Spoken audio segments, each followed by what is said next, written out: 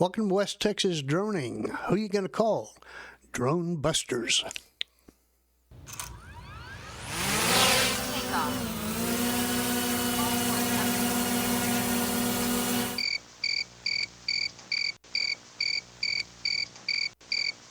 Thank you. Welcome, everybody. It's been a challenge for me lately to try to find some new, interesting places to fly the drone. And don't get me wrong, I love flying out at Furhopper Ranch. It's a great place. It's remote, unpopulated. You can do just about wherever you want and not have to annoy or bother anybody. No Karens come out and ask you to get that thing out of here because it's on private property that the only people can be on it, the ones we approve. But I would like a change of scenery every now and then, new challenges, new views. And yes, I did my New Mexico videos back a few months ago, and I really enjoyed that. It was a beautiful time to get out and fly. I hope you saw the video. If you didn't, go back and look it out. It was a real pretty flight up and down the Rio Grande River in between Taos and Santa Fe. Really had a good time. Didn't get a lot of great views, but still had a good time doing it. But I've been looking for some new places, and most of the places I find that really pique my interest turn out to be either state parks, national recreation areas, controlled airspace, restricted airspace. ICE and Border Patrol operations are heavy in my area, Department of Homeland Security activities, and some of them can pop up within a few hours, and as you knew the new rules, you're not supposed to get very close to those, so it makes it challenging. Don't get me wrong, I am all for national defense. I was a military pilot for a number of years, so I am very pro-defense. I guess you notice a new thing that's popped up just in the past week or so, and that is a TFR that occurred around El Paso, Texas. It was kind of a no-notice security action that closed the airspace. Initially, it was supposed to be for 10 days, and then it was reduced to just a few hours. And this was based on a reaction to incursions into our airspace for what was initially reported as drug cartel drones. And from what I understand, there's quite a bit of drone activity along the borders between the United States and Mexico, and this is a concern in a lot of areas. This particular one started out as a drone, and then they said, no, wait a minute, it was a balloon, maybe a Mylar balloon. And it could be that they were testing a new anti-drone paraphernalia. I don't know what it was, a cannon, a laser, whatever it was, but they were testing it, and they wanted to make sure that while they were doing whatever they were doing, there was no civilian aircraft or any military aircraft in the area, so they asked the FAA to shut down the area. The FAA reportedly may have overreacted and shut it down for a week. I don't know. Was it a party balloon? Druck says initially the scare was caused by a Mylar party balloon. More news is coming out, and I don't know what the truth is going to be. You can't handle the truth! At any rate, some of this stuff is just really not in the public right to know. It is just, hey, it's national defense stuff, it's security stuff, and we don't want to tell you because then we'll be telling the bad guys what's going on. We don't want to do that. My commentary on this is only to emphasize the need for increased due diligence on the part of drone pilots when you're making preparations to fly your drone. You check the quality of the maintenance of your drone. Is it in good condition? Are you in good condition? Is the weather right? And then we're going to check airspace. Airspace may become the more challenging aspect of pre-flight activities just because more and more things are coming into the picture. Things are changing, and that's what things do. They change. And so just stress to everybody to do your due diligence. Don't be that guy, as they say. So after saying that, hey, let's go fly my DJI Mini 3. And here it goes, up in the air, and we're going to fly it up here and first thing, of course, we like to do is the flap to about 3 meters. I know Mini 3s are not set up for precision landings, but I haven't ever had it hurt anything. So we're going to fly it up, hover it a minute, which is, hovering's a good thing to do on takeoff just to see if everything's behaving itself before you take off. And then we're going to go fly in some areas we haven't flown before.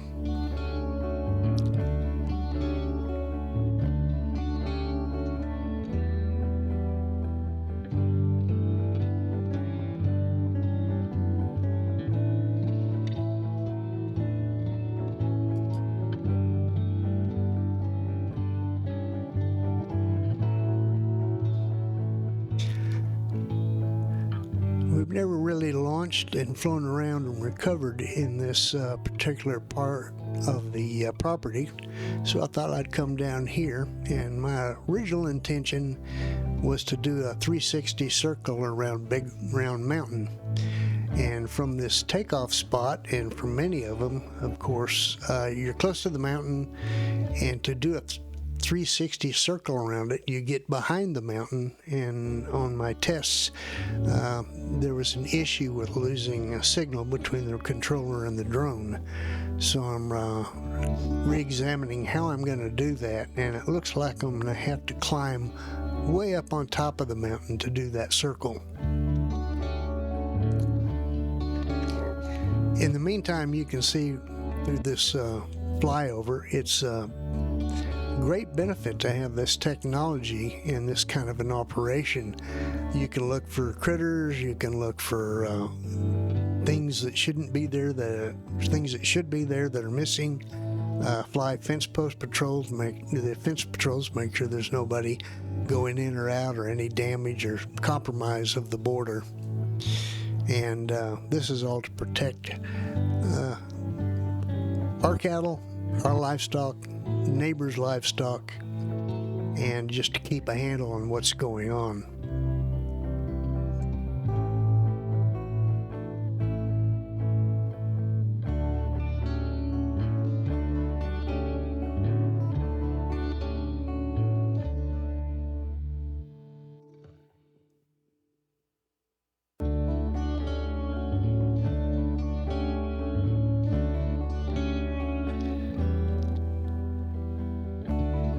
It was a nice day to fly. The temperatures were cool, the winds were light, visibility was good. Of course, I'm all too familiar with the area around this as far as the flight, restrictions or any kind of other considerations in the airspace.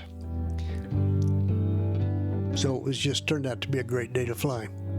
As you can see, if you're on this side of Big Round Mountain and you want to fly your drone around the other side, and I'm up in the air here, you'd lose signal, and I experienced that on my tests. As I said, it looks like I'm going to have to get up and climb way up on top of that hill to do the 360 to get the visual effect that I'm trying to achieve.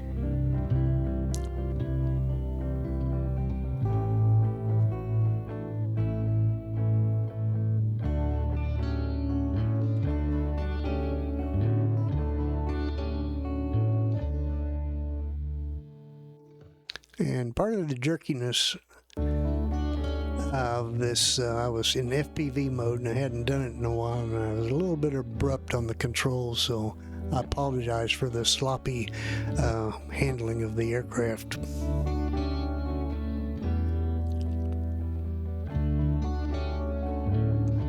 Now we're going to climb up and we're going to fly directly over the top of Big Round Mountain.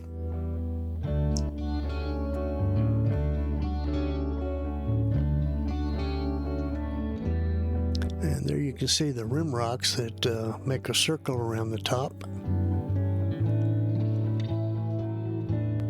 And you got to make me a promise, if I climb all the way up there and shoot a video, that you're going to watch it and like it, because that's going to be a lot of work.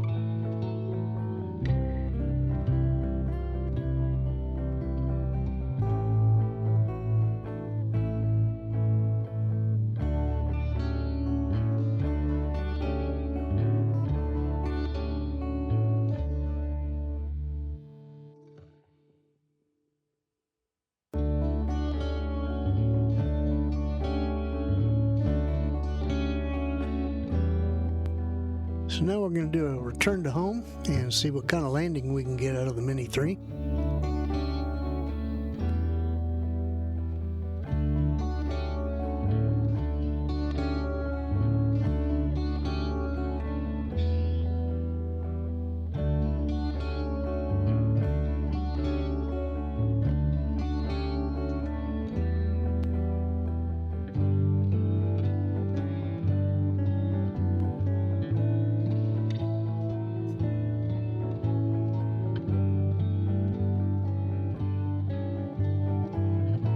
So I lower down the camera. Of course, you know, on the RC controller in the Mini 3, that doesn't happen automatically. You have to do it manually.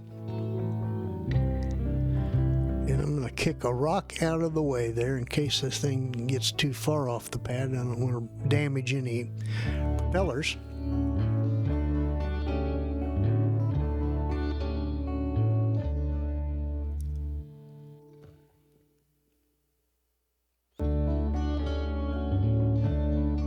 This area is an abandoned oil well site. They cleared off the land, drilled a well, didn't hit anything, and just left the flat ground. So it looks like here we go.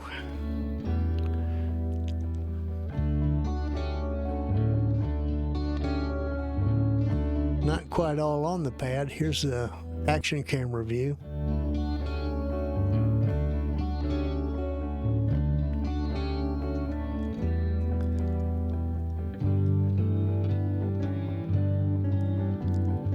Hey, I got one leg on there. I'll take half a cigar on that thing. Anyway, thanks for stopping by. Come back. We're going to do that circle around Big Round Mountain after I get up enough energy to climb up there. In the meantime, do your due diligence. Watch out for what's around you. Please like, comment, share, subscribe. We appreciate your support, and we say God bless and hope to see you soon.